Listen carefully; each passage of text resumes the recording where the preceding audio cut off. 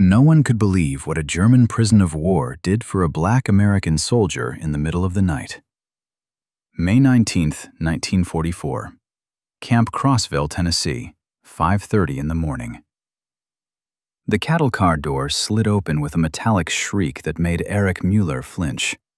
After 3 weeks in the belly of a Liberty ship and 2 days on an American train, he expected to step into hell. Nazi propaganda had prepared him for torture, starvation, perhaps execution. Instead, he stepped into the impossible. Electric lights blazed from every building despite the pre-dawn darkness. Not dim bulbs like the rationed electricity in Germany, but brilliant illumination that made the compound look like midday. Erich counted 17 buildings, each radiating light from multiple windows. In Hamburg, his entire neighborhood shared power from a single generator that ran 3 hours daily. Here, the Americans burned electricity like water. A black soldier stood waiting at the bottom of the train car steps. Tall, maybe 30 years old, wearing a perfectly pressed uniform with lieutenant bars on his shoulders. Erich had never seen a black man in authority before. Nazi racial science taught that such people were inferior, incapable of leadership or intelligence. Yet this man carried himself with quiet dignity that contradicted everything Erich believed. "Welcome to Camp Crossville," the soldier said in clear German. "I am Lieutenant James Carter. You will be treated according to the Geneva Conventions. No one here will harm you." Erich stared. The enemy spoke his language. The black man, who should not exist in positions of authority according to Nazi doctrine, was offering protection. The cognitive dissonance made his head spin. The processing began immediately, with efficiency that exceeded anything Erich had witnessed in the Wehrmacht. American soldiers photographed each prisoner, recorded names and ranks, administered medical examinations, and issued clean clothing. The entire process took 90 minutes for 63 German prisoners. In the Afrika Korps, processing half that number would have required a full day. But nothing prepared Erich for breakfast. The mess hall seated 200 men at tables covered with white cloth. Kitchen staff served scrambled eggs, bacon, bread with butter, fresh milk, and real coffee. Erich ate slowly, unable to comprehend the abundance. His last meal in North Africa had been moldy biscuits and ersatz coffee made from acorns. German soldiers dreamed of food like this. Americans served it to prisoners. Obergefreiter Klaus Richter sat beside him, another veteran of the Afrika Korps. Klaus had fought in Poland, France, and Russia before Africa. Nothing surprised him anymore, or so he claimed. But even Klaus stared at his plate with disbelief. "They must be fattening us for propaganda photographs," Klaus muttered. "No nation feeds prisoners this way. It is impossible." Lieutenant Carter moved through the mess hall, stopping at each table to ensure prisoners had adequate food.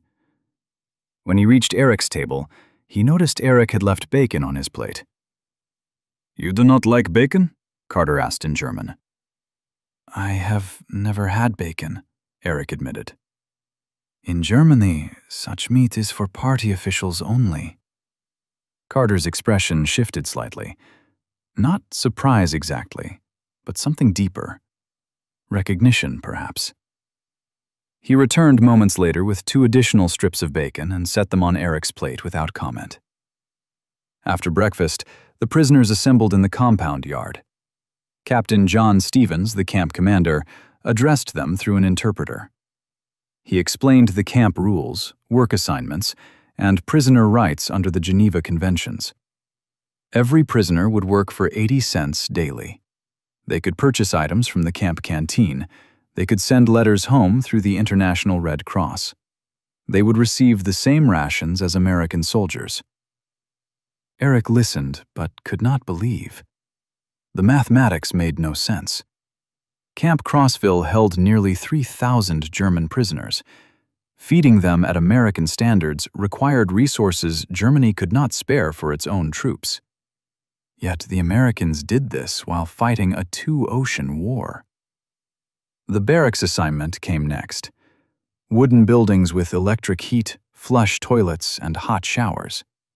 Each man received 2 wool blankets, a pillow, and a mattress. Eric had slept on straw in North Africa. Most German barracks lacked indoor plumbing. These prison facilities exceeded quarters for Wehrmacht officers. As Eric made his bunk that first morning, Klaus approached with a strange expression. "I have been the prisoner for 6 weeks," Klaus said quietly. "I keep waiting for the cruelty to start. It never does. Every day they feed us. Every day they treat us like humans. I think we have been lied to about everything." Eric said nothing, but as he lay on his mattress that night, full of food, warm and safe, he began to suspect Klaus might be right. Before you continue listening, please let me know where in the world are you watching from today. Now back to the story. May 22, 1944. Camp Crossville Lumber Mill. 7 in the morning. Eric Mueller reported for his first work detail with 40 other prisoners. The assignment shocked him. They would operate modern sawmill equipment, processing lumber for military construction. The Americans trusted enemy prisoners with industrial machinery. Nazi propaganda claimed Americans were soft and stupid, yet only confident victors would give such responsibility to captives. Lieutenant James Carter supervised the detail. He spent the first hour explaining safety procedures in fluent German, demonstrating each machine's operation, and ensuring every prisoner understood emergency procedures. Eric watched this black officer command respect from both German prisoners and white American soldiers. The racial dynamics contradicted everything Nazi ideology taught. The sawmill itself represented another impossible abundance. The equipment included electric saws, hydraulic lifts, and conveyor systems that would have made German industrialists weep with envy. The mill processed more lumber in 1 hour than Eric's village sawmill in Bavaria managed in a week. American soldiers operated the machinery with casual competence, treating these complex systems as routine. By mid-morning, Eric had fallen into the rhythm of work. The physical labor felt good after weeks of captivity and transport. He operated a sorting station, separating lumber by grade and size. The work required attention, but not excessive strain. German prisoners had been told they would be worked to death. Instead, the Americans enforced regular breaks and provided drinking water throughout the day. The accident happened at 11:15. A hydraulic lift malfunctioned, dropping a load of rough-cut boards. Eric jumped back, but not quickly enough. A plank caught his left hand, crushing 2 fingers against the sorting table. The pain exploded through his arm like white fire. He collapsed, clutching his hand, blood seeping between his fingers. Klaus and another prisoner helped Eric to a sitting position. They expected minimal treatment. Wounded prisoners were expendable, especially enemy prisoners. That was how war worked, survival of the strong. The weak received nothing. Lieutenant Carter reached them in seconds. He knelt beside Eric, gently examining the injured hand without touching the damaged fingers. His expression showed concern, not the indifference Eric expected from an enemy. Certainly not from someone Nazi propaganda labeled as subhuman. "We need to get you to the infirmary," Carter said. "Those fingers are badly crushed." Carter called for Private William Johnson, a young American soldier manning the first aid station. Johnson arrived carrying a medical kit that contained more supplies than most Wehrmacht field hospitals. He cleaned the wound with antiseptic, applied sulfa powder, and wrapped the hand in clean bandages. The treatment exceeded what German soldiers received at frontline aid stations. "Can you walk?" Carter asked. Eric nodded, dizzy from pain but mobile. Carter helped him stand, supporting his good arm. They walked slowly to the camp infirmary, a modern medical facility that made Eric's disbelief grow deeper. The camp doctor, a major, examined the hand thoroughly. X-rays confirmed 2 broken fingers and severe tissue damage. The doctor administered morphine for pain, set the bones, and applied a proper splint. Throughout the procedure, he explained everything in simple English that Carter translated. The doctor treated Eric with the same care he would show an American soldier. "You will not work for 2 weeks," the doctor said through Carter. "Report here daily for bandage changes. If infection develops, tell the guards immediately." After treatment, Carter walked Eric back to his barracks. The morphine dulled the pain, leaving Eric in a dreamlike state where reality seemed negotiable. They walked in silence until Carter stopped outside the barracks door. "Wait here," Carter said. He returned 5 minutes later, carrying a small bundle wrapped in brown paper. He pressed it into Eric's good hand. "Chocolate bars and crackers from my own rations," Carter said quietly. "You will miss lunch being at the infirmary. A man should not go hungry because he was injured working." Eric stared at the package. The gesture made no sense. Guards did not share rations with prisoners. Enemies did not show kindness to those they defeated. And according to everything Nazi Germany taught, black men were not capable of such humanity. "Why?" Eric asked in broken English. Carter's expression softened. "Because you are a man who was hurt. That is all that matters." He turned and walked away, leaving Eric holding food given freely by someone he had been taught to despise. Inside the barracks, Eric unwrapped the package: 3 Hershey bars, a packet of crackers, and an apple. The chocolate alone represented more sugar than German civilians received monthly. Carter had given away precious rations to feed an enemy. Eric ate the crackers and 1 chocolate bar, saving the rest. But the taste of chocolate could not erase the deeper hunger growing inside him. A hunger for understanding, for truth, for answers to questions he had never thought to ask. That night, lying in his bunk with his throbbing hand elevated, Eric replayed the day's events. Every interaction contradicted Nazi teachings. The concern in Carter's eyes, the skilled medical treatment, the shared rations. These were not the actions of inferior people or weak enemies. Klaus visited before lights out, sitting on the edge of Eric's bunk. "Carter gave you food?" Klaus asked. "His own rations." Klaus nodded slowly. "I told you, we have been lied to. The question is, what else did they lie about?" Eric had no answer, but the question would haunt him. May 24th, 1944, Camp Crossville, 2:15 in the morning. Eric Mueller could not sleep. His hand throbbed despite the medication, but physical pain was not what kept him awake. His mind replayed everything he had witnessed since capture. Every act of American kindness, every moment of unexpected humanity. The cognitive dissonance between Nazi propaganda and observed reality created a psychological pressure that made rest impossible. He lay on his bunk in the darkness, listening to the sounds of sleeping prisoners. 40 men, breathing, shifting, occasionally murmuring in dreams. Outside, electric lights illuminated the compound perimeter. That constant electrical abundance still amazed him. Germany had embraced darkness since 1940. America burned lights all night for security and seemed not to care about the cost. A soft footfall approached his bunk. Eric tensed, reaching for alertness despite exhaustion. Most prisoners were asleep.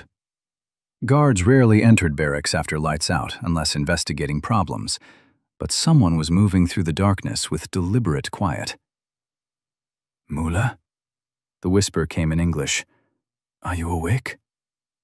Eric recognized Lieutenant Carter's voice. He sat up carefully, cradling his injured hand. I am awake, he replied in halting English. Carter appeared beside the bunk, a shadow among shadows. He carried something wrapped in cloth. The faint light from distant compound lamps revealed his face, showing concern rather than military authority.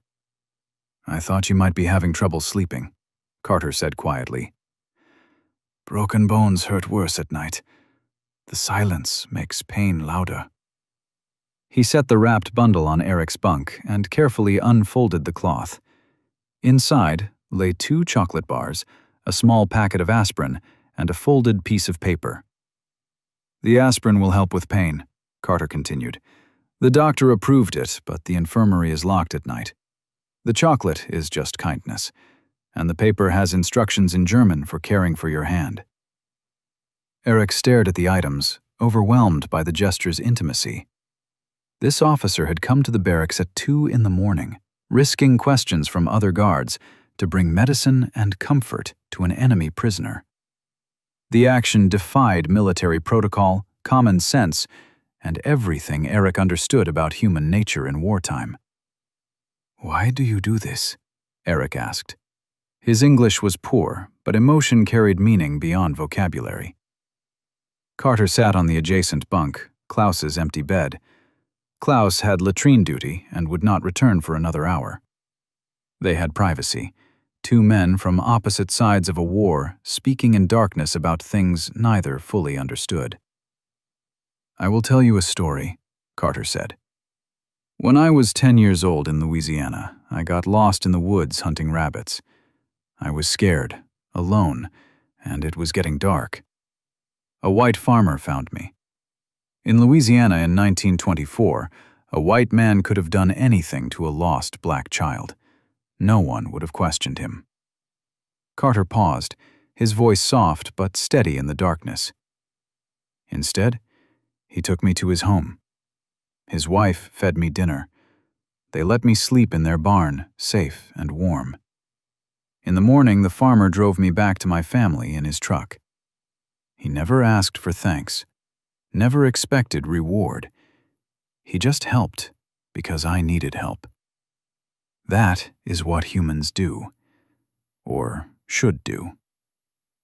Eric absorbed the story, understanding its implication. Carter was saying that compassion transcended race, nationality, and circumstance. That humanity existed independent of ideology or propaganda. The message directly challenged everything Nazi Germany taught. But I am enemy, Eric said. German, you should hate me. I hate what Germany is doing, Carter replied. I hate the Nazi government that started this war. I hate the propaganda that teaches some people are superior to others. But you? You are just a young man far from home with a broken hand. That man needs help. So I help. He unwrapped one of the chocolate bars and broke it in half, offering a piece to Eric. They ate in silence, the sweetness foreign on Eric's tongue. German chocolate, when available, was bitter and waxy. American chocolate was smooth, rich, sweet beyond imagination. In America, things are not perfect, Carter continued.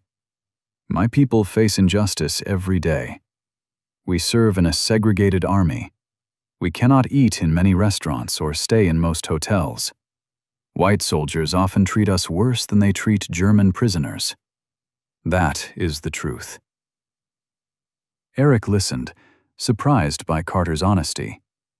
Nazi propaganda claimed Americans were unified in their degeneracy. It never mentioned internal conflicts or racial divisions. But even with those problems, Carter said, America has something Germany lost. The idea that all men deserve dignity. We do not always live up to that idea. Sometimes we fail badly. But the idea exists. It gives us something to reach for, something to become. He stood, preparing to leave. Eric felt a desperate need to say something meaningful, to acknowledge what Carter had done. But his English was inadequate and his emotions too complex for simple words.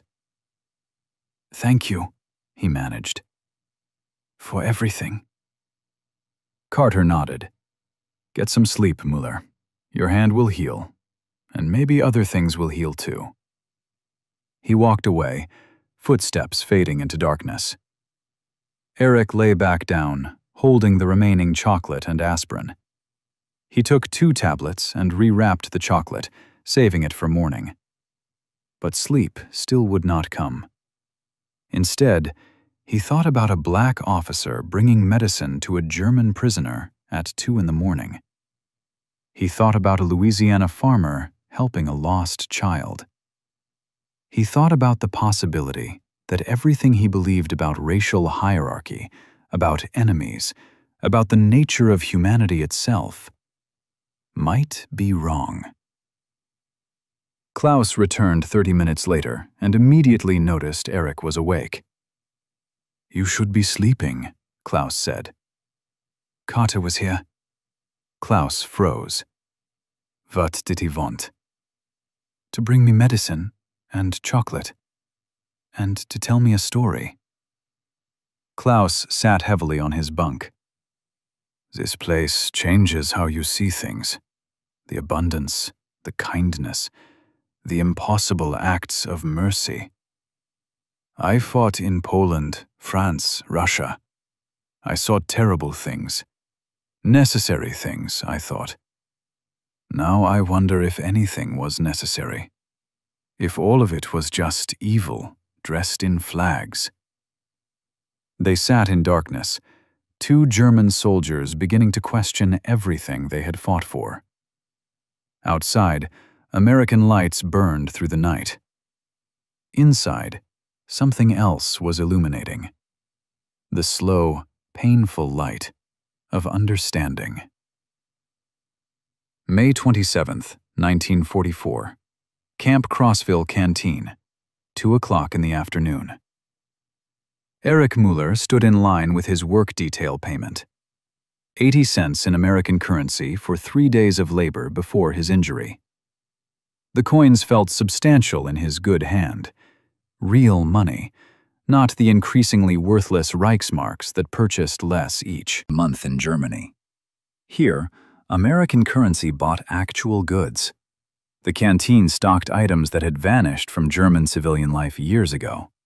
Coca-Cola in glass bottles, candy bars from multiple manufacturers, fresh fruit, cigarettes, toiletries, writing paper and envelopes. Each product displayed prices, and prisoners could purchase anything they wanted. The selection exceeded what Nazi Party officials could obtain in Berlin.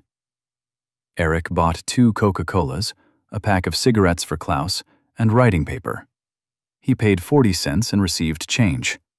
The transaction was normal, routine, completely unremarkable. Yet it represented something profound. The Americans treated prisoners as economic participants, not slaves. They paid wages and allowed purchases. They granted agency and choice. Walking back to the barracks, Eric passed other prisoners engaged in various activities. Some played soccer in the athletic field. Others tended a vegetable garden the camp commander authorized.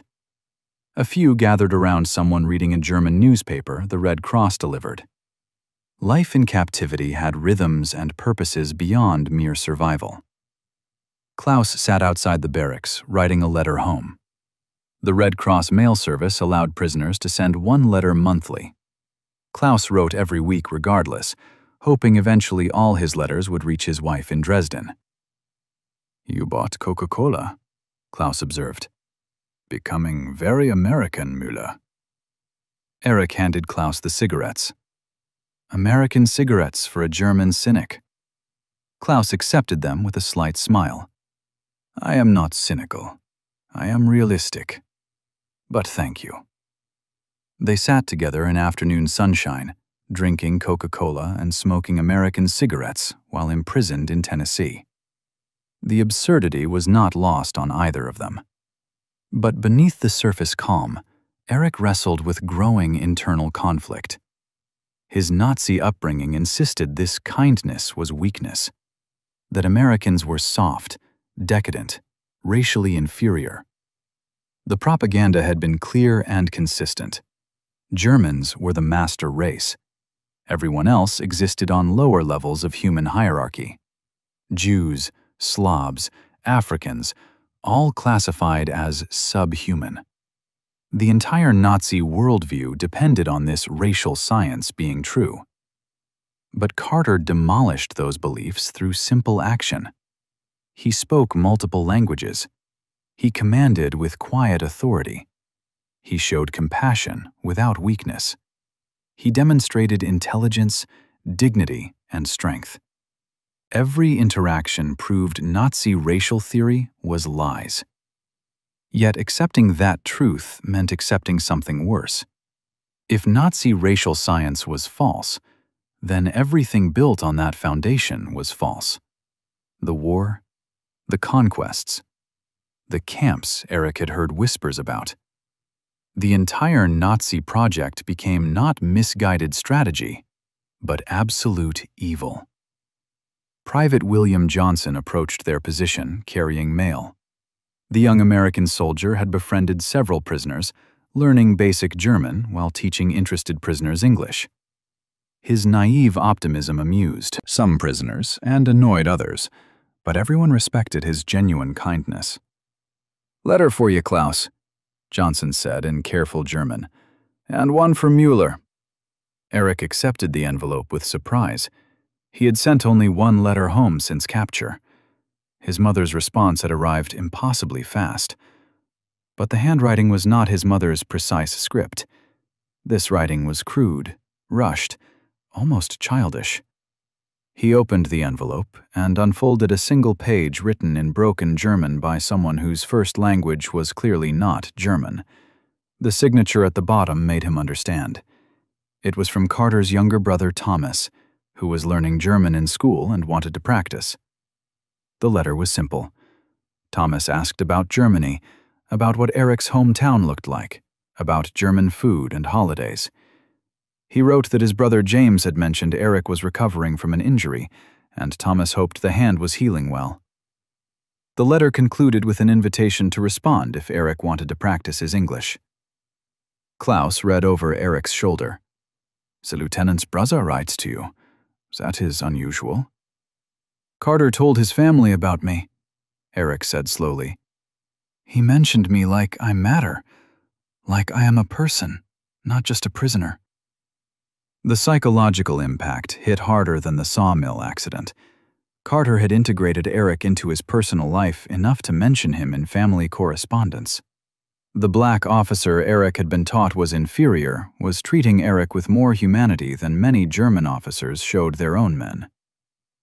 That evening, Erich sat in the barracks attempting to write a response to Thomas Carter.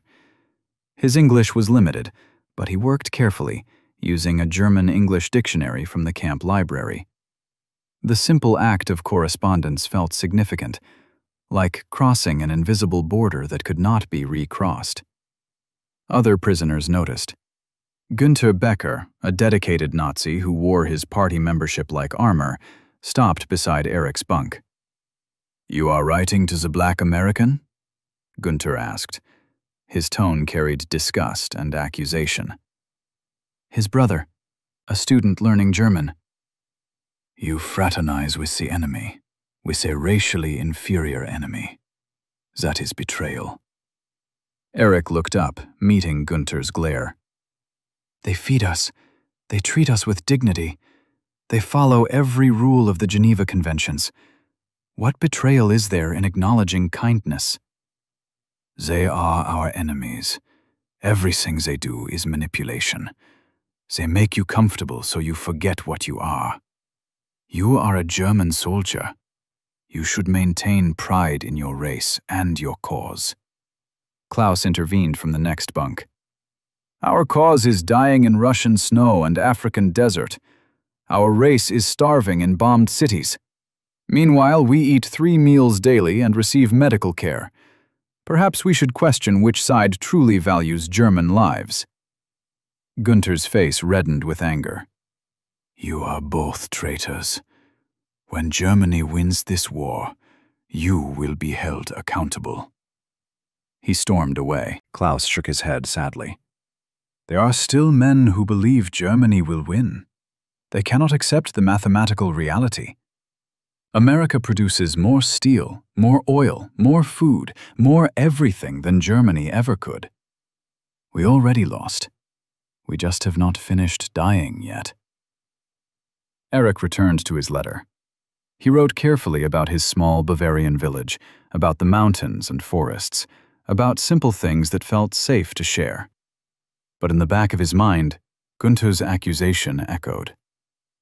Traitor. Was that what he was becoming? No, he decided, not a traitor. Perhaps just someone waking up from a terrible dream into an even more terrible reality. June 2nd, 1944. Camp Crossville, 11:40 at night. The sound of shouting shattered the barracks' silence. Erich Müller jerked awake, disoriented by darkness and noise. Outside, gunfire crackled. Not the sustained battle sound from his combat memories, but single shots, controlled, precise. Searchlights swept the compound, turning night into stuttering day. "Escape attempt," Klaus said from the next bunk. "Some idiots tried to go under the fence." Prisoners stumbled from their bunks, pressing against windows to see what was happening. Guards ran past, rifles ready. The searchlights concentrated on the northwest corner, where fence posts met tree line. More shots. Then silence. Then screaming in German. The camp alarm wailed, a sound that made Erich's combat reflexes trigger uselessly. Officers shouted orders. Prisoners were commanded to remain in barracks. Anyone outside would be shot. The compound transformed from peaceful camp to military emergency in seconds. Through his window, Erich watched guards drag 3 prisoners back from the fence line. 2 were walking, hands on their heads. The third was carried between 2 American soldiers, his body limp. Blood stained the ground black in the searchlight glare. Captain Stevens appeared, moving with calm authority despite the chaos. He directed guards to secure the prisoners and called for medical assistance. Within minutes, the camp doctor arrived with his medical kit. The wounded prisoner received immediate treatment right there on the ground. The crisis ended as quickly as it began. The 3 prisoners were moved to the infirmary under guard. The remaining prisoners were ordered back to their bunks. Lights out was enforced with unusual strictness. The compound returned to darkness, but no one slept. Everyone knew that escapes meant consequences. In German prisoner camps, escape attempts often resulted in immediate execution. Erich lay awake, listening to whispered speculation. The escaped prisoners were from another barracks, young men who still believed they could reach German lines somehow and return to the war. Foolish, desperate, brave, or some combination of all 3. 2 hours passed. Then footsteps approached the barracks door. Lieutenant Carter entered, his expression grave. He moved directly to Erich's bunk and spoke quietly. "Müller, come with me." Erich's stomach dropped. Had someone reported his correspondence with Carter's brother? Was he being punished for fraternization? He followed Carter outside, expecting the worst. Instead, Carter led him to the infirmary. Inside, the 3 escape attempt prisoners sat under guard. 2 had minor injuries. The third, a young man named Friedrich Weber, lay on a bed with a sheet pulled over his face. "Weber died 10 minutes ago," Carter said. "Shot in the chest. The doctor tried but could not save him. He was 19 years old." Erich stared at the covered form. 19. Barely old enough to shave. Dead in an American prison camp trying to return to a war Germany was losing. "Why am I here?" Erich asked. "Weber was from your barracks section. You knew him, yes? I spoke with him a few times. Carter nodded. The camp commander believes prisoners should bury their own dead with proper ceremony. We have a cemetery on the eastern boundary. I need someone who knew Weber to prepare the body and help with burial. I chose you because you understand what respect means. The request shocked Eric. Americans allowing prisoners to conduct burials with honor? German camps treated enemy dead as refuse, disposing of bodies with minimal effort. Yet here, in an enemy prison camp, they offered dignity even to those who died attempting escape. Carter provided burial supplies, clean white sheets, soap and water, a simple wooden coffin built by camp carpenters, an American military chaplain who spoke German and would conduct a proper service. Everything necessary for respectful internment. Eric worked through the remaining night hours preparing Weber's body. Klaus joined him, and together they washed the young man's corpse, dressed him in a clean uniform the Americans provided, and placed him carefully in the coffin. The work was intimate and sad. Weber's face looked peaceful in death, younger somehow than his 19 years. At dawn, a small procession moved to the cemetery. 20 German prisoners, Captain Stevens, Lieutenant Carter, and Private Johnson. The chaplain conducted a brief Lutheran service in German. He spoke of a young man far from home who had served his country and deserved rest and dignity. As the chaplain spoke, Eric watched Lieutenant Carter. The black officer stood with head bowed, showing respect for an enemy soldier who had died trying to escape.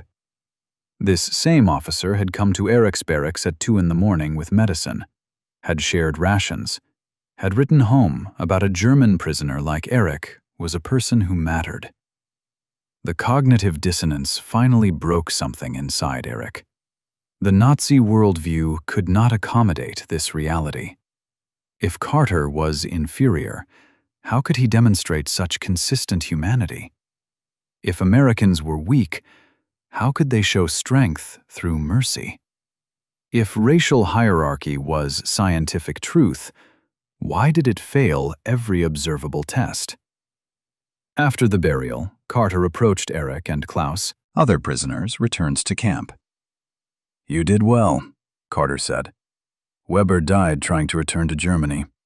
That took courage, even if it was foolish. You honored him properly. That also took courage." "Why do you do this?" Eric asked, the question bursting from some deep place. "Why treat us with such respect? We are your enemies. We tried to kill you. Many of us still believe in ideas that say you are not human. Yet you give us food, medicine, dignity. Why?" Carter was quiet for a long moment. When he spoke, his voice carried weight beyond his years. "Because I have to believe that humans are better than their worst ideas. I have to believe that showing mercy is strength, not weakness. If I become cruel because someone was cruel to me, then cruelty wins. If I dehumanize you because you were taught to dehumanize me, then that evil spreads.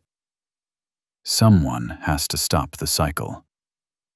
Maybe it stops here, with me treating you like a man, and you learning that everything you were taught about people like me was a lie." He walked away, leaving Eric standing beside a fresh grave, holding a truth he could no longer deny. Everything was a lie. The racial science, the propaganda, the promises of German superiority. All of it was lies built on lies. And those lies had led to this young man dying in an American field, trying to return to a nation that had betrayed him with false teachings. Klaus stood beside the grave, reading the simple marker. Friedrich Weber, 1944, a German soldier. "Kata is right," Klaus said quietly. Someone has to stop the cycle. Perhaps it stops with us, learning what mercy looks like, so we can take that knowledge back to Germany when this is over.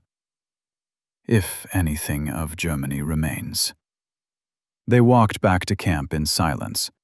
Behind them, the morning sun illuminated a grave marked with respect by enemies who proved more honorable than the nation that had sent Weber to war. June 7, 1944. Camp Crossville Recreation Yard, 3 in the afternoon. Erich Müller sat on a bench watching other prisoners play soccer. His injured hand had healed enough to remove the splint, though the fingers remained stiff and occasionally painful. The June heat hung heavy in the Tennessee air, but electric fans mounted on poles circulated enough breeze to make the afternoon tolerable. Even this casual comfort would have been impossible luxury in Germany.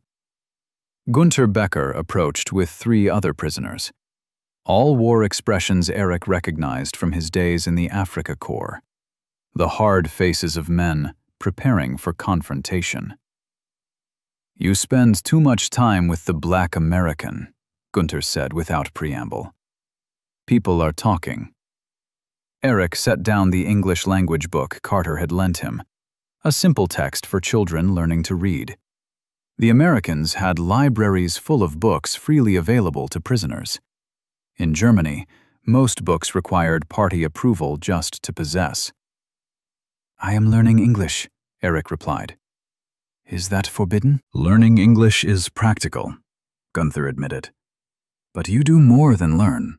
You talk with him, you eat together sometimes. You act as if he is your friend." "Perhaps he is." The other prisoners shifted uncomfortably. One, a young tanker named Horst Adler, spoke quietly.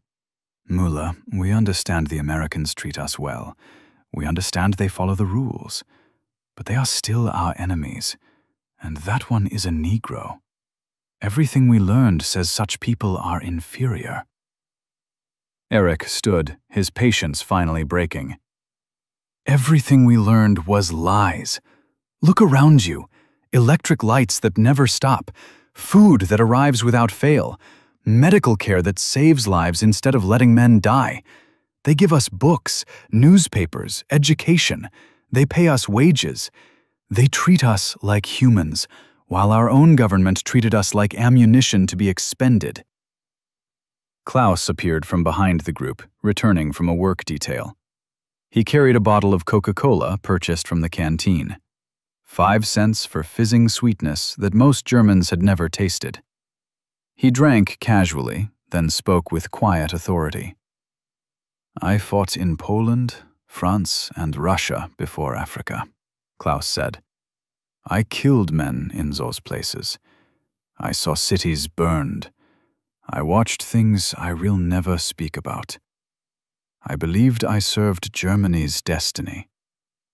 Now I know I served criminals. The Americans show us what civilization actually means. If you cannot see that, you are willfully blind." Gunther's face reddened. "You betray everything we fought for." "We fought for nothing worth having," Klaus replied. "We fought for lies wrapped in flags. The Americans feed us, heal us, and prepare us to rebuild our destroyed nation. That is more honor than our own leaders ever showed us." The confrontation ended without violence, but Erich knew it represented a growing division in the camp. Some prisoners clung to Nazi ideology despite overwhelming evidence of its falseness. Others experienced gradual awakening, and a few, like Gunther, actively resisted any challenge to their worldview. That evening, Lieutenant Carter found Erich in the barracks. He carried 2 cups of coffee and a folded newspaper. "Private Johnson said there was tension in the yard today," Carter said. "Are you having problems?" Erich accepted the coffee. Real coffee, not the ersatz substitute Germany called coffee, made from acorns and chicory. Some prisoners do not approve of our conversations. Carter nodded, unsurprised. In America, I face similar disapproval. Many white soldiers resent taking orders from a black officer. Some refuse to salute. Others complain to their commanders. The Army is segregated because too many Americans believe what your government taught about racial hierarchy. But you still serve. I serve because I believe in what America can become, not what it is. The principles are right, even when the people fail to live up to them. Democracy says all men are created equal. That is true whether anyone believes it or not. They sat in comfortable silence, drinking coffee while other prisoners prepared for evening meal. Eric realized he had learned more about democracy from this black American officer than from any book or lecture. Carter lived the principles through patient action, proving humanity through consistent kindness, despite facing his own nation's prejudice. "Tell me about Louisiana," Eric said. "About growing up there." Carter smiled and began to speak. His stories painted pictures of a segregated South where injustice coexisted with dignity, where black communities built their own institutions because white society excluded them. He spoke of teachers who taught despite inadequate schools, of businesses that thrived despite discriminatory laws, of families that maintained pride despite systematic oppression. As Carter talked, Eric understood something profound. This man faced his own nation's version of racial mythology, yet chose service over bitterness. He demonstrated that humanity could survive even when societies tried to crush it. The lesson was clear. If Carter could maintain dignity despite American segregation, then German soldiers could acknowledge the falseness of Nazi racial science. June 14, 1944. Camp Crossville Mess Hall, 6:30 in the morning. Erich Müller carried his breakfast tray to a table near the windows. Scrambled eggs, bacon, toast with butter, fresh orange juice, and coffee. Quantities of food that would have fed his entire family for days in Bavaria. The Americans served this meal every morning to 3,000 prisoners without apparent effort or concern about the cost. Lieutenant Carter entered through the kitchen door, carrying his own tray. Without asking permission, he sat across from Eric. Several prisoners glanced over with disapproval. Several American guards looked equally uncomfortable. Segregation in the American military meant officers rarely ate with enlisted men, and white officers almost never socialized with black officers. Carter ignored all of it. "I brought you something," Carter said, sliding a small package across the table. "Thomas sent it, my brother, the one learning German." Inside the wrapping, Eric found a hand-drawn map of Louisiana with labels in both English and German. Thomas had marked his school, his home, local landmarks, all annotated with vocabulary words. A note in broken German explained that he was practicing geography and language together. "Your brother is talented," Eric said. "He is 12 years old and wants to be a teacher like our father," Carter replied. "He thinks speaking German will help him teach history better. I told him about you learning English. He wanted to help." The gesture touched something deep in Eric. A 12-year-old American boy taking time to help an enemy prisoner learn. This was not propaganda or manipulation. This was simple human kindness, multiplied through a family that valued education and connection across barriers. Over the following days, Eric and Carter developed an unspoken routine. They met for coffee before work details. Carter helped Eric with English pronunciation. Eric taught Carter basic German phrases. The language exchange became a bridge across the gap between enemy soldiers. On June 19th, Carter brought a portable radio to the barracks during evening hours. Camp regulations allowed prisoners access to news, but radios were expensive.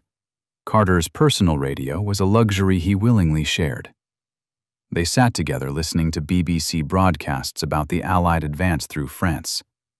The news confirmed what prisoners had been whispering. Germany was losing everywhere. The Eastern Front collapsing, Italy surrendering, France being liberated. The war was ending in German defeat. "Does it hurt to hear your homeland is being destroyed?" Carter asked quietly. Eric considered the question carefully.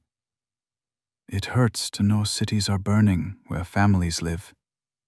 It hurts to imagine my mother hungry and afraid. But I cannot wish for German victory anymore.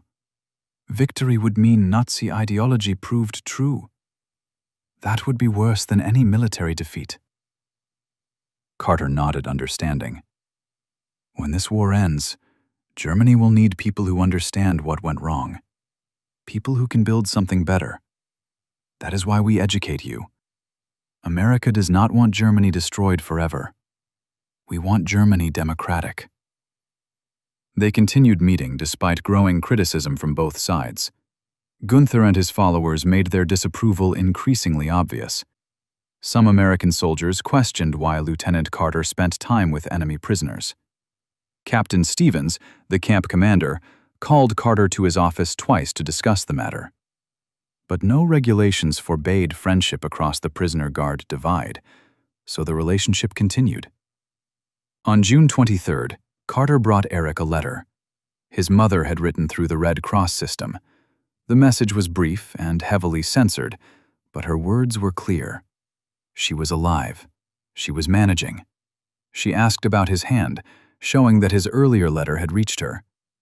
Most importantly, she told him she was proud of him for surviving, for learning, for staying human despite the war.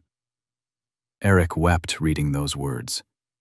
Carter sat beside him, saying nothing, simply present in the moment of emotion. When Eric finally composed himself, Carter spoke quietly. "My mother writes to me every week. She tells me about home, about the community, about small things that matter. Those letters remind me why I serve. They connect me to something bigger than this war. Your mother's letter does the same for you." They sat together as evening light faded through the barracks windows. Two men from different worlds, different races, different nations, connected by shared humanity. Eric understood that this was the transformation Carter had spoken about. Not sudden conversion, but gradual recognition that the things which united people mattered more than the artificial divisions societies created. Private William Johnson appeared with a package of cookies his mother had sent from Iowa. He offered them to both Carter and Eric without distinction. They sat together eating homemade cookies while discussing music, family, home, and hope for the future. No talk of war or politics or race. Just three men sharing food and conversation. That night, Eric wrote a response to his mother. He told her about his hand healing properly. He told her about learning English. He did not mention Carter by name or race, but he wrote that he had met good people who showed him kindness despite everything. He wrote that he was learning important lessons about humanity. He wrote that when he returned home, he would carry knowledge that Germany needed. Klaus read the letter before Eric sealed it. "You are becoming dangerous, Müller. Dangerous to the lies that started this war. Men like you will rebuild Germany into something worth having." Eric hoped Klaus was right. The transformation felt incomplete, still developing, still uncertain. But the friendship with Carter provided foundation for understanding. Every shared coffee, every language lesson, every quiet conversation built knowledge that Nazi propaganda could not touch. Humanity was not divided by race or nation. Humanity was universal, proven through simple acts of kindness across enemy lines. July 4th, 1944. Camp Crossville Recreation Yard, 8:15 at night. The celebration of American independence reached its peak as fireworks exploded above the compound. Prisoners gathered to watch colored lights burst against the dark Tennessee sky. The display represented abundance beyond comprehension. Germany used explosives for weapons. America used them for entertainment. The contrast symbolized everything Eric Mueller had learned in captivity. The mess hall had served a special holiday meal: turkey, corn, watermelon, apple pie, ice cream. The feast exceeded Christmas dinner in Germany before the war. Camp authorities had even provided small American flags for tables, teaching prisoners about independence and freedom through celebration rather than lecture. Some prisoners waved the flags mockingly. Others studied them with genuine curiosity. A few, like Eric, understood the deeper lesson being taught. The trouble started near the basketball courts, where a game had developed between African American guards and German prisoners. The game was friendly at first, with laughter and good-natured competition. But then a hard foul led to pushing. The pushing escalated to shouting. Within seconds, the situation exploded into violence. Gunther Becker threw the first punch, striking Private James Morrison in the jaw. Morrison, a guard from Georgia, responded with his own fists. Other prisoners rushed to support Gunther. Other guards moved to defend Morrison. The basketball game transformed into a full brawl involving 20 men. Eric stood frozen, watching the violence spread. Klaus grabbed his arm, pulling him toward the barracks. "Stay out of it, Mueller. This is not our fight." But Eric saw Lieutenant Carter running toward the brawl, trying to restore order. 2 German prisoners were attacking Carter, ignoring his authority, driven by racial hatred that Nazi propaganda had cultivated for years. Carter defended himself without drawing his weapon, trying to stop the violence through presence and discipline rather than force. Something broke inside Eric. The internal conflict that had paralyzed him for weeks suddenly resolved. He ran toward the fight, not away from it. Klaus shouted after him, but Eric ignored everything except the need to act. He reached the first prisoner attacking Carter and pulled him back hard enough to break his grip. The man turned, fist raised, then recognized Eric and hesitated. That moment of hesitation allowed Eric to position himself between Carter and the attackers. "Stop this!" Eric shouted in German. "What are you doing? These men have fed us, healed us, treated us with dignity. You repay kindness with violence?" Gunther pushed through the crowd, his face bloody from Morrison's punches. "Get out of the way, Mueller. You have become a traitor to Germany." "Germany betrayed us," Eric replied. His voice carried across the yard as the fighting slowed, men stopping to watch the confrontation. "Germany betrayed us with lies about racial superiority, lies about enemies, lies about everything. These Americans show us more honor than our own government ever did.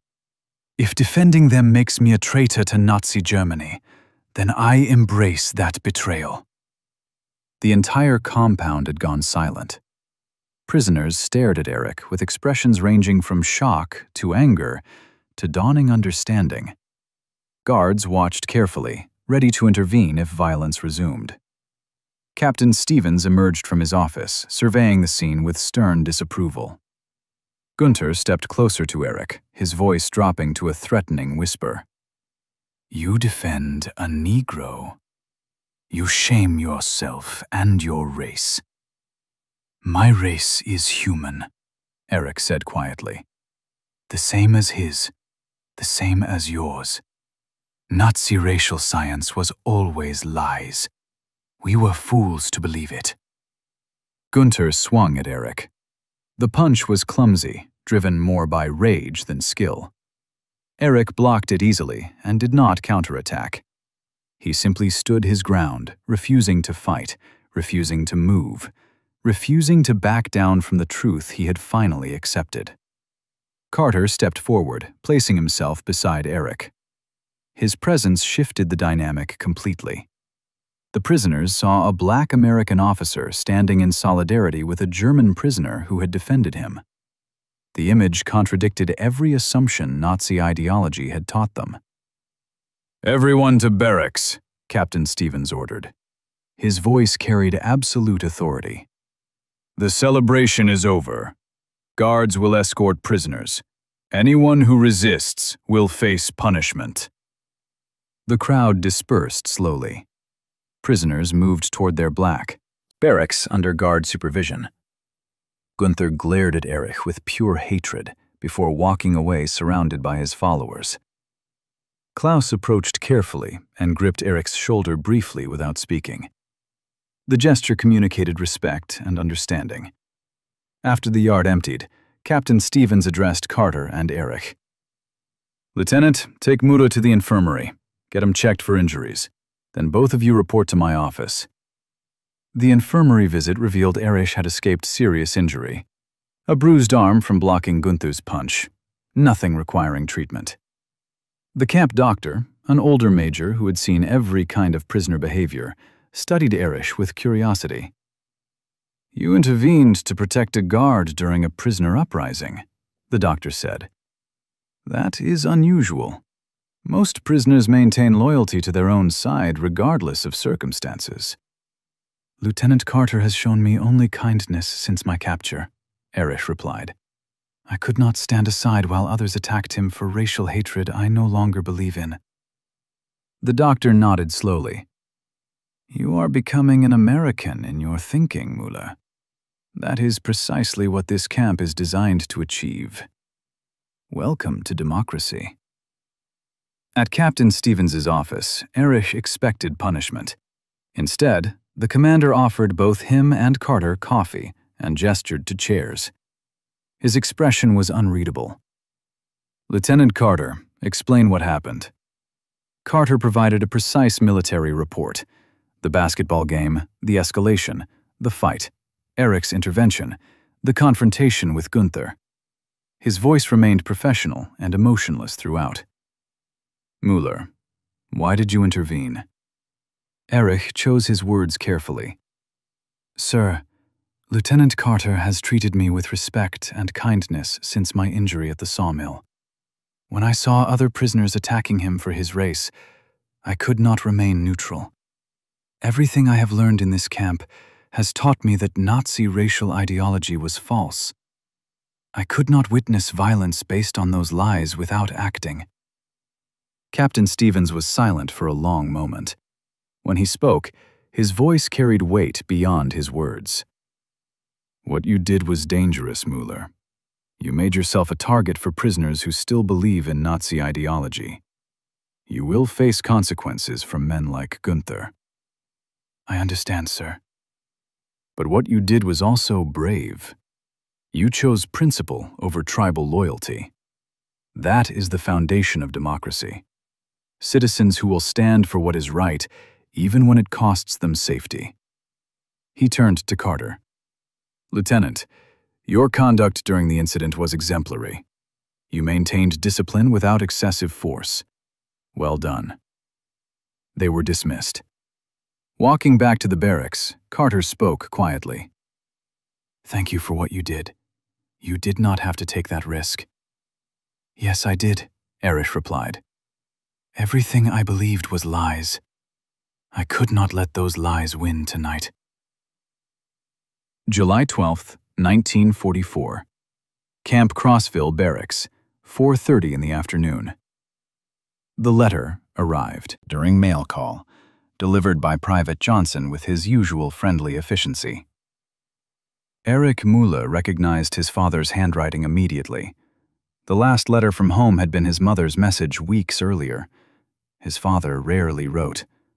The fact that he had written now carried significance Erich did not want to consider. He retreated to his bunk and opened the envelope with shaking hands. The letter had been written in early June and had traveled for 5 weeks through Red Cross channels, censored and delayed by wartime disruptions. But the words remained clear despite the journey. His father wrote without sentiment or emotion, just facts presented in his typical engineering precision. The family home in Bavaria had been damaged by Allied bombing. No one was injured, but the roof was gone and 2 walls were unstable. They were living in the basement with relatives. Food was scarce. His mother was sick with something the doctors could not treat because medicines were unavailable. His younger sister had been sent to work in a munitions factory. She was 14 years old. But the devastating information came in the final paragraph. His father had been called up for Volkssturm service. At 53 years old, with poor health and no military training, he was being given a rifle and sent to defend Germany against the advancing Allies. His father wrote that he expected to die in this service. He wrote that he hoped Erich survived captivity and could help his mother and sister after the war. He wrote that he had always been proud of his son. The letter concluded with a single sentence that shattered Erich's heart. "Perhaps if Germany wins, things will improve." Erich read the letter 3 times, each reading confirming the horror.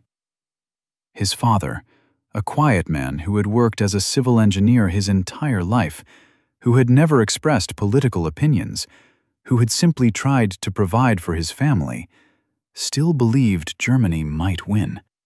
Despite the bombing, despite the starvation, despite being drafted into a suicide force.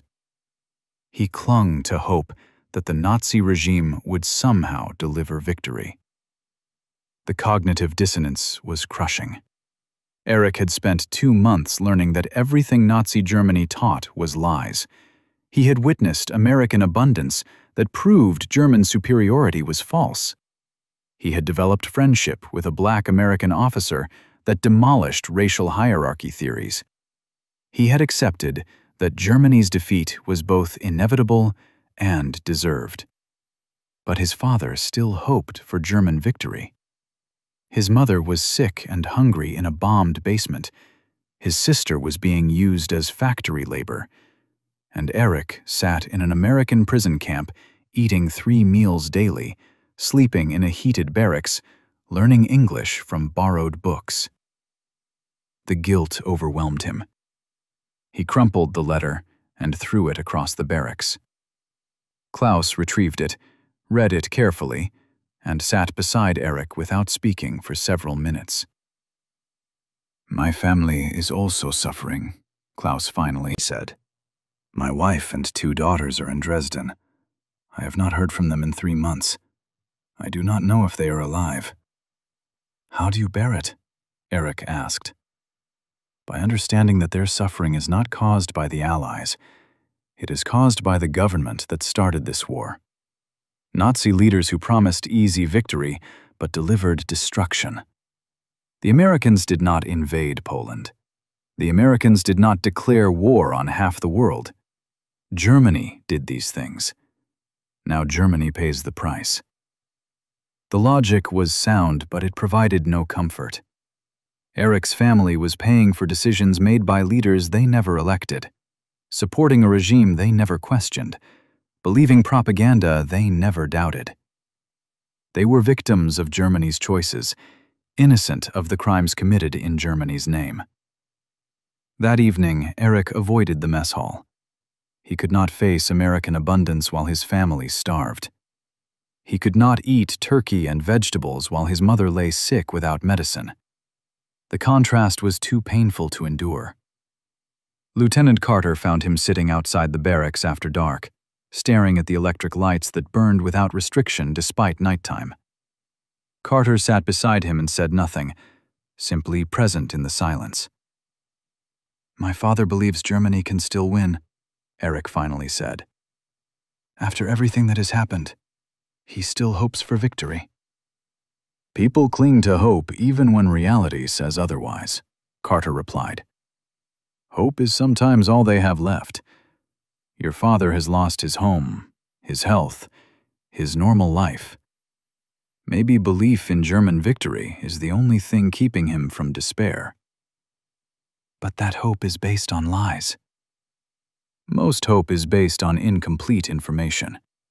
We tell ourselves stories that make suffering bearable. Your father's story is that Germany will win and everything will be worth it.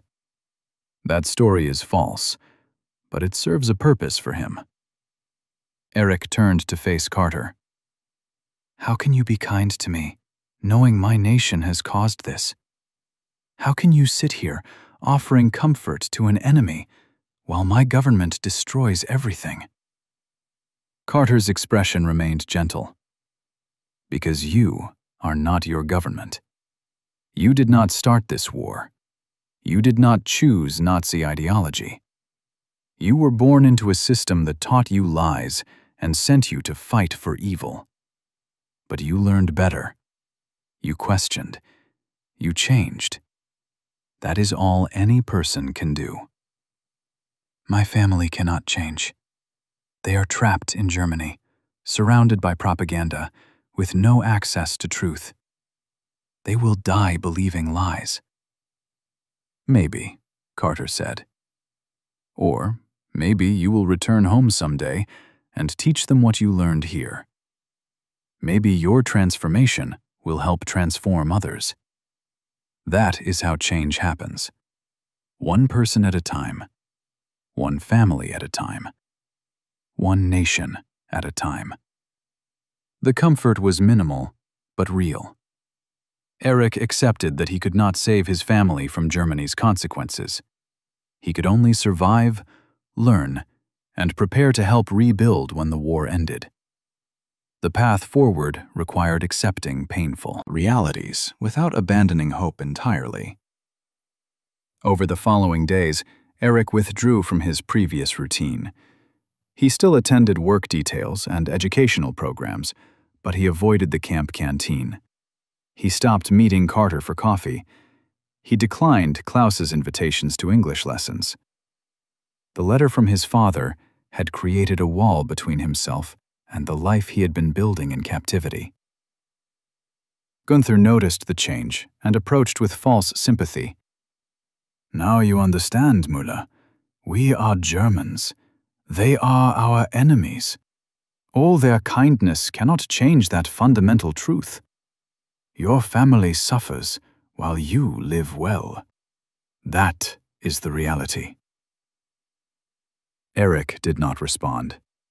Gunther's words carried some truth, but they served a purpose Eric could not support. Yes, his family suffered while he lived in relative comfort. But embracing Nazi ideology would not help them. Returning to racial hatred would not ease their pain. Pushing Carter away would not bring his mother medicine or his father safety. The transformation was not complete. The path forward was not clear. But Eric understood that withdrawing from the friendship that had taught him truth was not the answer. The guilt would remain regardless. The suffering of his family would continue regardless. The only question was whether he would face these realities while holding on to lies or while embracing truth.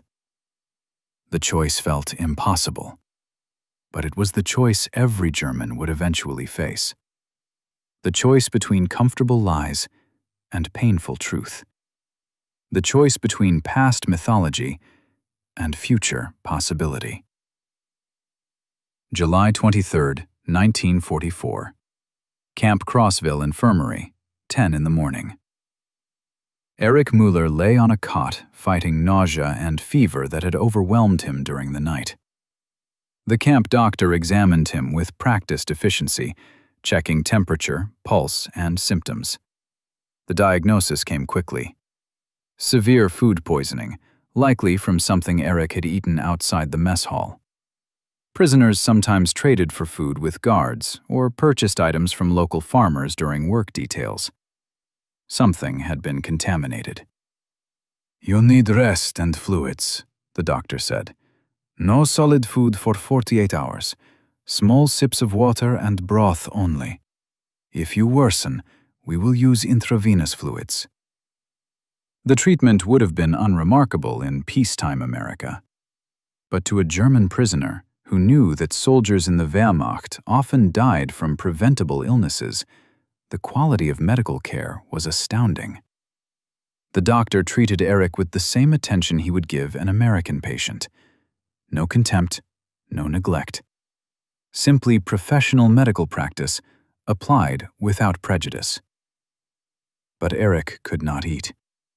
The camp regulations provided standard rations for sick prisoners, plain broth and water, adequate for medical recovery, but far less than the normal 3 meals daily.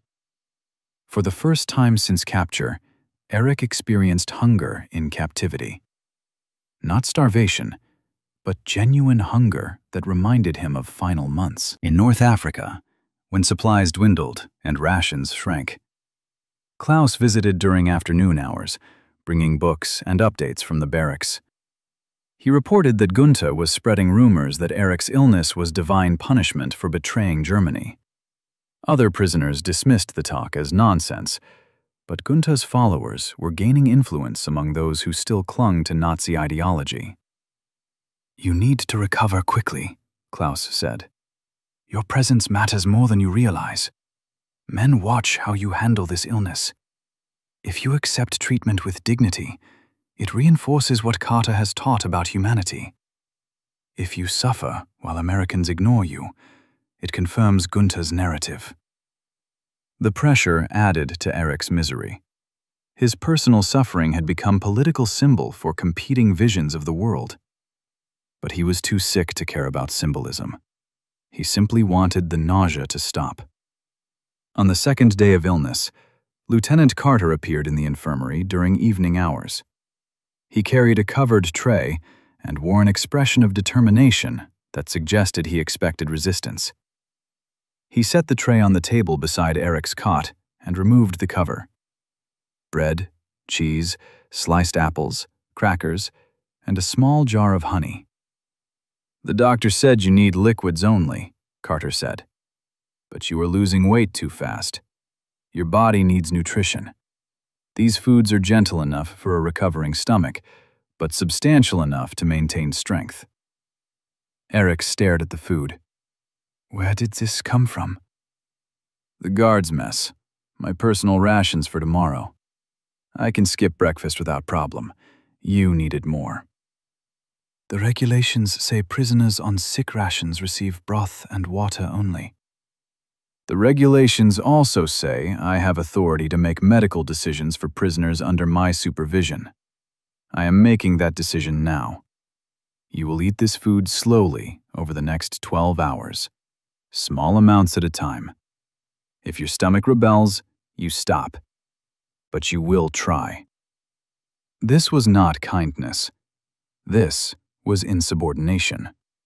Carter was defying camp regulations to provide extra food to a prisoner. If discovered, he could face disciplinary action. The risk he was taking went beyond friendship into genuine sacrifice. "Why do you do this?" Eric asked. "You could be punished." Carter sat on the adjacent cot.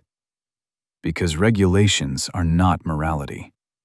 The regulation says sick prisoners receive minimal rations to prevent abuse of the medical system. That makes sense as policy. But you genuinely need nutrition, and I have resources to provide it. Following regulations blindly while watching you suffer would be following the letter while violating the spirit." "In Germany, we followed regulations absolutely. Questioning them was considered weakness."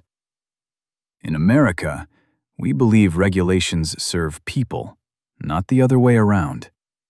When regulations conflict with doing what is right, you do what is right and accept the consequences. That is the difference between rule of law and rule by law. Laws should serve justice. When they do not, justice matters more."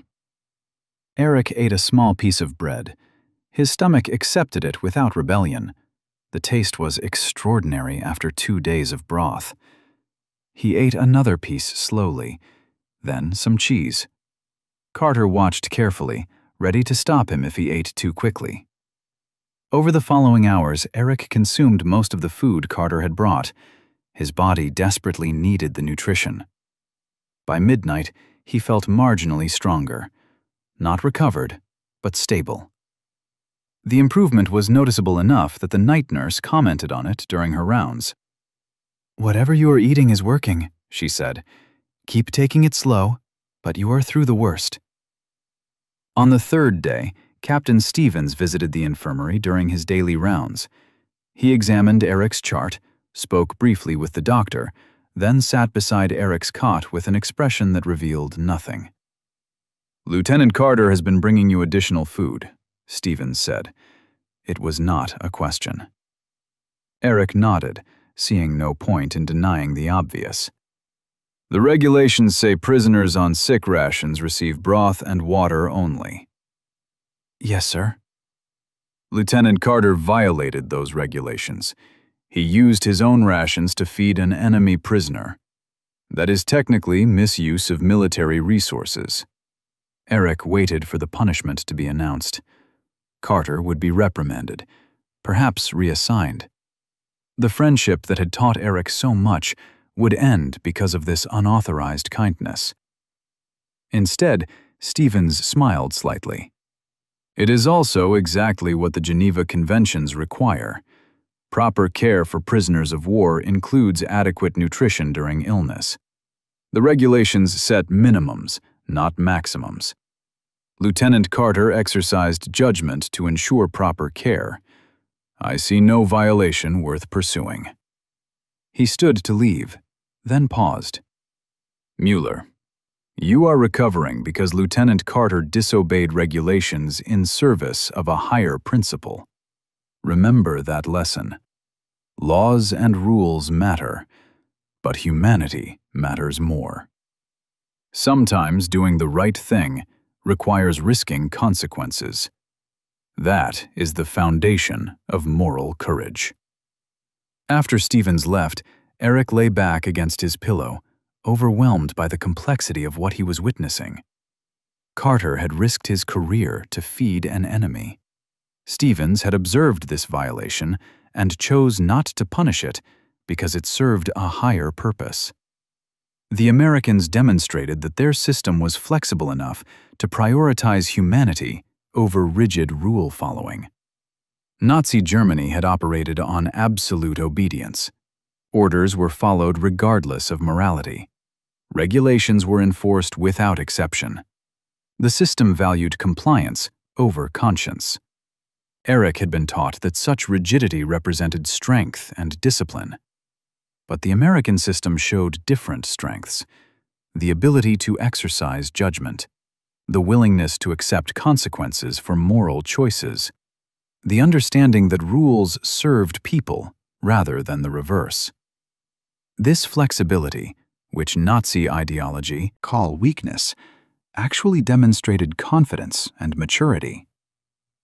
When Carter visited that evening, Eric tried to express gratitude, but could not find adequate words. Carter dismissed the thanks with characteristic humility. "You would have done the same for me," Carter said simply. Eric was not sure that was true. A month earlier, he would not have risked anything for an enemy, certainly not for a black enemy. But now? Now he hoped Carter was right. He hoped he had changed enough to show the same courage Carter demonstrated daily. The hope felt fragile, but real. August 8th, 1944. Camp Crossville. 2:40 in the morning. The air raid siren shattered the night silence with a wailing scream that sent 3,000 prisoners scrambling from their bunks. Eric Mueller had never heard this alarm before. Camp drills used different signals.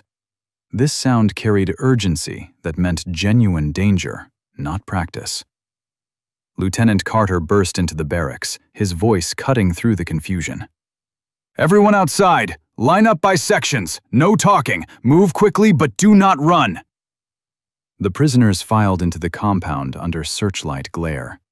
Guards positioned themselves at intervals with weapons ready.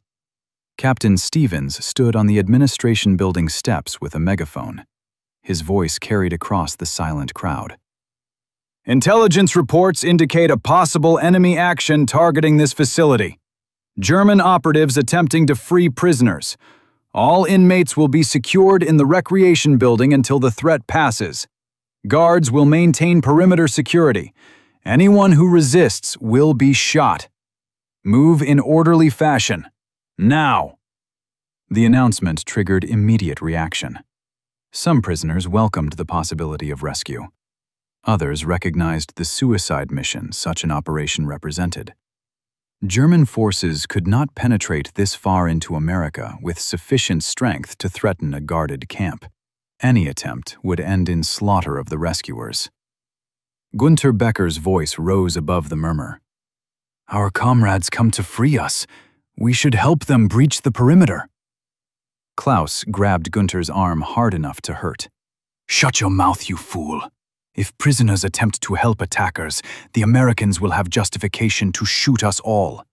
Sit quietly. Let this pass. The prisoners moved toward the recreation building. Guards formed corridors directing the flow. Eric walked with Klaus, scanning for Carter among the guards. He spotted him near the eastern fence line, positioning soldiers for defensive coverage. Carter moved with calm efficiency despite the tension. Then, the eastern perimeter erupted in gunfire. Not the controlled shots of guards, but the wild automatic fire of attackers. Tracers arced through the darkness. Explosions blossomed where grenades struck. The camp was under actual assault. The prisoners scattered instinctively seeking cover. Guards opened fire toward the fence line. The recreation building became impossible to reach through the crossfire.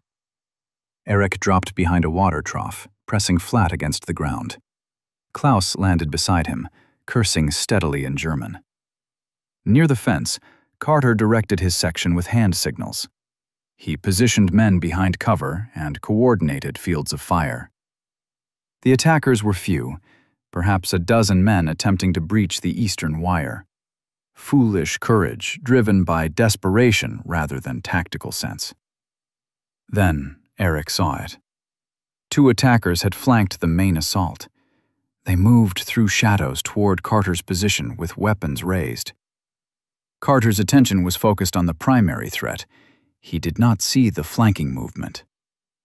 Eric did not think. He simply moved. He sprinted from cover toward Carter, closing the distance in seconds. Klaus shouted after him, but Eric ignored everything except the need to reach Carter before the flankers did. "Lieutenant, behind you!" Eric screamed in English. Carter spun at the warning, bringing his rifle up, but the attackers were already firing. Eric crashed into Carter, driving him sideways behind a concrete barrier. Bullets struck where Carter had been standing milliseconds earlier. The rounds tore chunks from the barrier, spraying concrete fragments. Carter returned fire from cover, dropping both attackers with controlled bursts. Other guards converged on the position. The assault collapsed within minutes. The surviving attackers withdrew into darkness beyond the fence. Sirens wailed as local police and military reinforcements arrived. The compound lights came up fully. Captain Stevens ordered prisoners searched and secured. Guards moved through the chaos, checking casualties. 3 prisoners wounded by stray fire. No prisoners killed. 2 guards with minor injuries. The attackers had been German agents operating from a sabotage cell, attempting a propaganda victory that failed catastrophically. Carter pulled Eric up from behind the barrier. His expression showed shock and something deeper. Understanding, recognition, acknowledgement of what had just occurred. "You saved my life," Carter said quietly. "You left cover during an attack. You could have been killed. Why?" Eric struggled to articulate what he barely understood himself. "Because you would have done the same for me. Because friendship requires action, not just words. Because everything you taught me about humanity meant I could not watch you die. Guards separated them for security processing. But as they led Eric away, Carter called after him. "Thank you, Eric. I will not forget this." Captain Stevens interviewed Eric personally after the attack. He asked detailed questions about Eric's actions and motivations. The interrogation lasted 2 hours. Finally, Stevens leaned back in his chair with an expression of satisfaction. "Mueller, what you did tonight demonstrates the success of everything this camp was designed to achieve. You chose humanity over nationality. You risked your life for a man your government taught you to hate. That is the foundation of peace. When former enemies act as you did, wars become impossible." Eric returned to his barracks as dawn broke over Tennessee. Klaus met him at the door with coffee and quiet respect. Other prisoners regarded him with mixed reactions, some with admiration, others with contempt. Gunther refused to look at him at all. But Eric felt certain of his choice. The transformation was complete. He had become someone different from the soldier captured in Italy, someone who valued human life above propaganda, someone capable of friendship across every barrier. The change was permanent and irreversible. May 9th, 1945, Camp Crossville, 3 in the afternoon. The announcement came through loudspeakers mounted across the compound. Germany had surrendered unconditionally. The war in Europe was over. After 5 years of destruction that had consumed 50 million lives and devastated an entire continent, the guns had finally fallen silent. Eric Mueller sat on his bunk absorbing news he had expected for months, but still struggled to process. Germany defeated. The Third Reich destroyed. Everything he had been taught about German superiority proven catastrophically false. His nation lay in ruins, occupied by the armies it had tried to conquer, facing consequences for crimes that grew more horrific with each revelation. The camp reaction was subdued. No celebrations among the prisoners, just quiet acceptance of reality they had witnessed approaching through American abundance and German collapse. Some men wept. Others sat in silence. A few, like Gunther, maintained defiant postures, insisting this was temporary setback rather than total defeat. But most prisoners simply felt exhausted relief that the dying had stopped. Lieutenant Carter found Eric in the barracks that evening. He carried 2 bottles of Coca-Cola and an expression that mixed professional satisfaction with personal sadness. They sat together on the bunk, drinking the sweet, fizzing liquid that had come to symbolize American plenty. "Repatriation will begin soon," Carter said. "Germany needs workers to rebuild. You will go home within months, perhaps weeks." "Home to what?" Eric asked. "My father is likely dead. My mother and sister may be dead. Our house is destroyed. The nation I knew no longer exists." "You go home to possibility. Germany can become something better. Democracy instead of tyranny. Peace instead of conquest. But that transformation requires people who understand what went wrong. People like you." They sat in silence, watching through windows as other prisoners processed the news in various ways. Some played cards with unusual intensity. Others wrote letters to families they hoped still lived. A few gathered around Klaus, who was organizing a discussion group about Germany's future. "I have something for you," Eric said. He retrieved a small package from his footlocker. Inside was a wooden figurine, hand-carved, depicting a farmer at a plow. Simple craftsmanship, but elegant proportions. The figure had belonged to his grandfather, a gift carried through the war, one of the few possessions Eric still owned from his previous life. "This was my family's," Eric explained. "My grandfather carved it. He was a farmer who believed that growing things was the most important work anyone could do.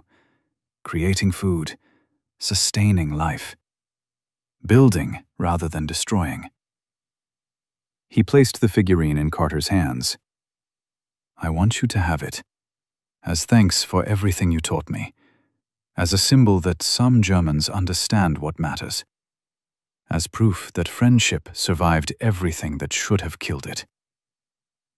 Carter held the carving gently, understanding its significance.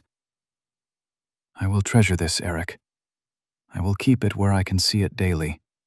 When people ask about it, I will tell them about a German soldier who learned to see past propaganda, who chose humanity over hatred, who saved my life when he could have let me die." They shook hands. Then, breaking every military protocol, they embraced briefly. Two men from different worlds, different races, different nations, connected by transformation that war had made possible through the simple vehicle of consistent kindness. The repatriation began in June 1945. German prisoners boarded trains heading to East Coast ports where ships waited to carry them back to a Europe transformed beyond recognition. Eric said goodbye to Klaus, to Private Johnson, to Captain Stevens, to the camp that had become more home than prison. His last conversation was with Carter at the train platform. They had little left to say. Everything important had already been spoken through actions rather than words. "Remember what you learned here," Carter said. "Teach it to others. Help rebuild Germany into a nation that creates instead of destroys." "I will," Eric promised. "And I will write to you. Tell you how the rebuilding goes. Share what becomes of the lessons you taught." The train carried Eric away from Tennessee toward a destroyed homeland and uncertain future. But he carried something more valuable than possessions. He carried knowledge that humanity transcended every artificial division, that kindness was strength, not weakness, that transformation was possible even for those raised in hatred, that friendship could survive anything when rooted in genuine respect. 7 years later, in autumn 1952, a letter arrived at Lieutenant Carter's home in Louisiana. The envelope bore German stamps and careful handwriting. Inside, Eric wrote of his new life. He had found his mother and sister alive in Bavaria. His father had died defending Berlin in the final days. They were rebuilding slowly in a new Germany, allied with its former enemies. Eric had become a teacher, educating children about democracy and human rights. He taught them that their worth came from character, not race or nationality. He shared stories, carefully edited, about an American officer who had shown him what civilization actually meant. He worked to ensure the next generation would never repeat their parents' mistakes. He concluded the letter with simple words. "Thank you for saving my life, by teaching me how to live. Thank you for showing me that humanity survives in the darkest times. Thank you for the friendship that changed everything. Your wooden figurine sits on my desk where students ask about it daily. I tell them it represents the future we are building together, one carved carefully through patience and hope. You gave me both when I had neither." Lieutenant Carter read the letter twice, then placed it carefully in a wooden box where he kept important documents. Beside it sat Eric's grandfather's carving, positioned where morning light illuminated the farmer at his plow. Creating, sustaining, building. The story of their friendship would remain mostly private, but its impact spread through ripples neither man could track. Students Eric taught would carry his lessons forward. People who saw Carter's carving and heard its story would understand that transformation was possible. that enemies could become friends, that humanity transcended everything meant to divide it. In the end, that was the victory that mattered most.